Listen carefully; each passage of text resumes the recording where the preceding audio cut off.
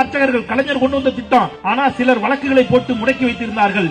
மீண்டும் நம்முடைய அரசு வந்தபோது அதை உறுதியாக செயல்படுத்தி இன்றைக்கு அனைத்து கோவில்களிலும் அனைத்து சாதியினரும் அர்ச்சகராக நியமிக்கப்பட்டிருக்கிறார்கள். பெண்கள் ஓதுவாராக நியமிக்கப்பட்டிருக்கிறார்கள். இந்த அரசை பார்த்து ஹிந்து விரோத அரசுங்க. 1491 நாட்களில் 3000 கோவில்களுக்கு திருக்குடமுழுக்கு விழா நடத்திய அரசு. ஹஜ் பயணிகளுக்கு, இஸ்லாமியர்கள் ஹஜ் பயணம் போவாங்க, அவர்களுக்கு தங்குவதற்கு ஒரு அற்புதமான விடுதி. கிராமங்களில் இருந்து படித்து சென்னைக்கு வரக்கூடிய பிள்ளைகள் ஹாஸ்டல் கிடைக்காது, பயப்படுவாங்க பேரண்ட்.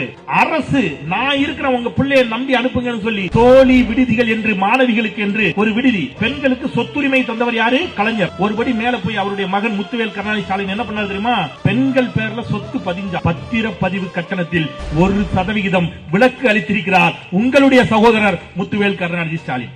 மாற்றுத்திறனாளிகளுக்கு உள்ளாட்சி அமைப்புகளில் பிரதிநிதித்துவம். 13,988 மாற்றுத்திறனாளிகள் உள்ளாட்சி அமைப்புகளுக்குள் அதிகாரத்திற்குள் செல்ல இருக்கிறார்கள். திறந்த மனதோடு சொல்லுகிறேன், உலகில் ஒரு தலைவனும் இப்படி சிந்தித்ததில்லை.